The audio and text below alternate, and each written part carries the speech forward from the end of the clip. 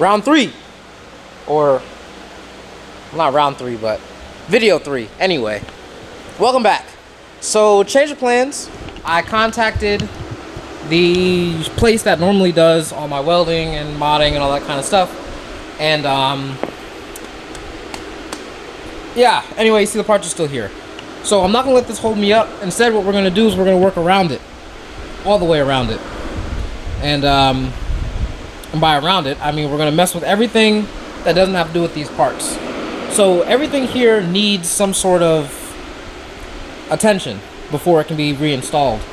And that's what we're gonna do. I'm gonna walk you through non-sequential stuff, basically everything that you need to do to mod this or mod that, or set this up to do this, or whatever. I'll walk you through the whole thing. We're gonna start with this. So with the rat's nest, it's a big stupid assembly with literally 2 floors of vacuum lines and solenoids. Floor 1, floor 2. It's stupid and I hate it very much. Of this assembly, we need the part that holds the coil packs. Not this back half, just this front half. And we're not using the fuel hardline, so the only thing we need from it is this section and this section here. So this is the way the coil packs sit on here normally. They sit like that normally. That's the full assembly there, right? So we're not using these back mounts anymore because that's actually part of the solenoid rack. The only mounts we're going to use are these 2 front ones here, there and there. End product. This is what you'll have. You have just this piece and just this piece, just like that. But then once you bolt them on there, the coil packs rest right there perfectly in their factory location. No problem. You don't need the back mounts. Once these 2 nuts here are on here, and the plug wires are on here, and everything is on here, it's fine. It supports it just fine. Everything is good. All right, moving on. Throttle body. What we're gonna do with this is actually just put it over here and then just leave it there because there's nothing to do with it. Next thing to move on to is the power steering reservoir. I actually ordered this little rubber hose right here. I'll put the part number on the screen so you can order one for yourself. These do leak. It's kind of rare, but with it out, we're gonna go ahead and replace it. After that, we're gonna clean up the fuel rail. It's there's nothing wrong with it. It's just ugly. So I'm gonna run it through the wire wheel and clean off all this surface corrosion. Lower intake manifold. We have all the block off plates here lined up. We're gonna go ahead and install those on here along with general cleanup as well. It's just a little bit messy, but not terrible. And we'll call that good. AC compressor we're gonna clean up. Water pump pulley we're gonna clean up because it's rough.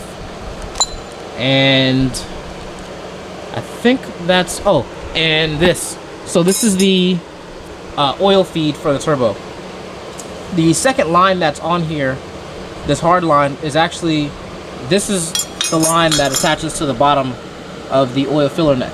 And it goes from the oil filler neck into here, and then from here, it travels down to here, and then from here, it goes to the front turbo inlet. And that's part of the PCV system. So this goes to the intake manifold, and that routes the way it does. We're not going to use that path. So this second line is useless, so we're going to cut it off and just use the oil line. Alright, so in rapid succession, we are going to clean this up. Here's our before, just to give you an idea. We're going to clean this up. Oh, yeah, see how dirty it is, everything, blah, blah, blah. And then we're also going to clean this up, peel this off, clean the gasket off, get this prepped to be set up, and then same thing with this, 1, 2, 3. So let's get that.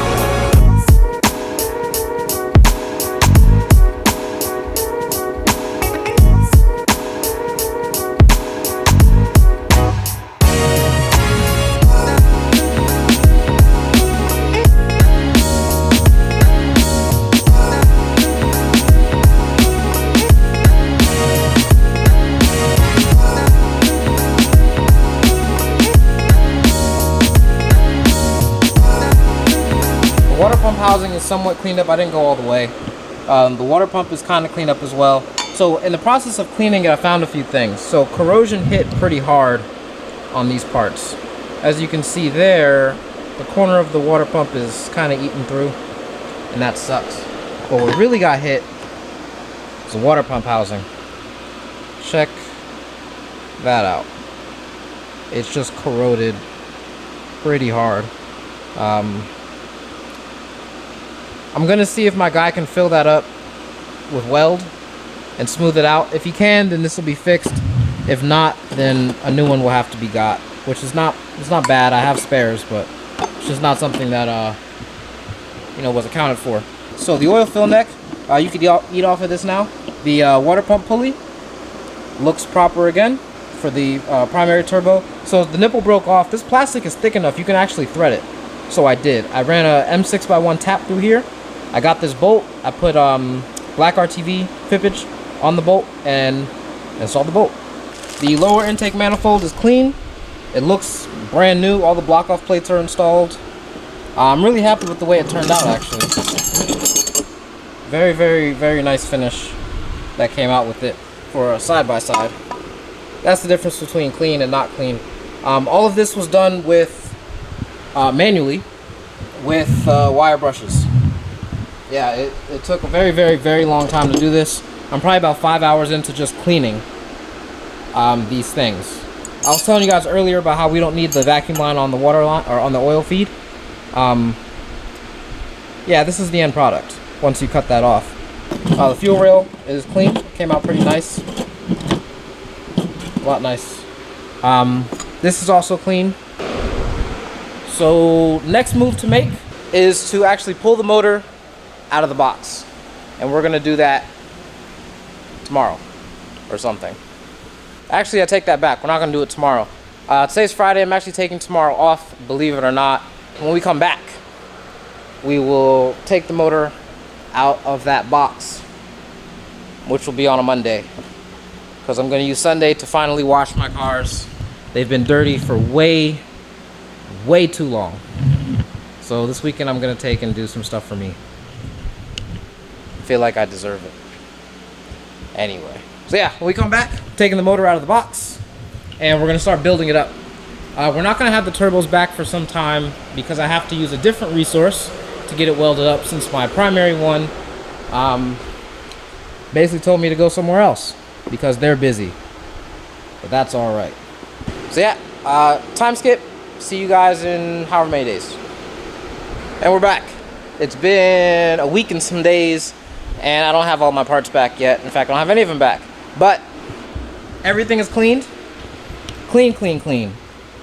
Intake arm is clean. It looks aluminum. You know these are plastic. But it's clean, clean. That's clean.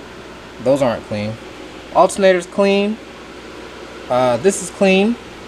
Throttle body's clean. This is off. Oil metering pump is clean.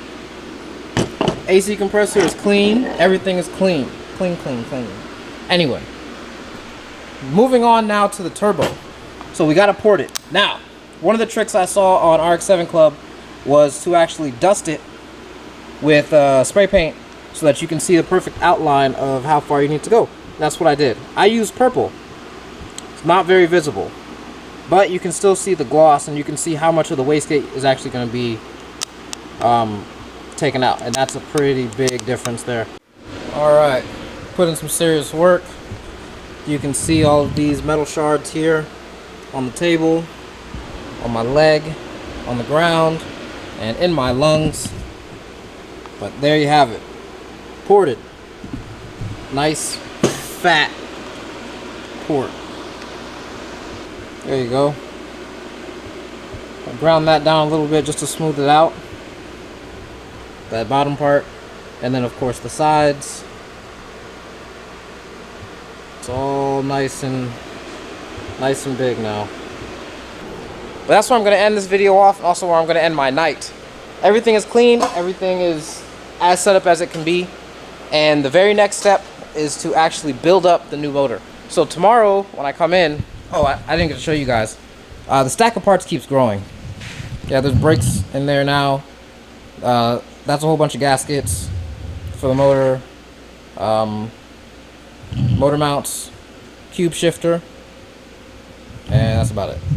Oh, and the Bubble Tech armrest thing. Yeah, I'll be showing you guys all of this stuff getting installed. But next step is to actually open this up. It's still sealed, haven't done anything with it yet. We're gonna open that up tomorrow, and we're gonna build it up. There isn't a great deal that we can use off of this, and there's not much actually holding us up, since the lower intake manifold is the very first thing that actually goes on when assembling these motors, because everything goes on top of it.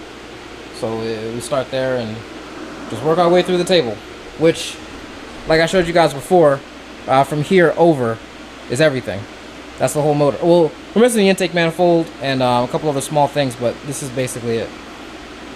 So yeah, it's great. But thanks for watching. Like, comment, subscribe. Check out the Instagram. Check out our Facebook page.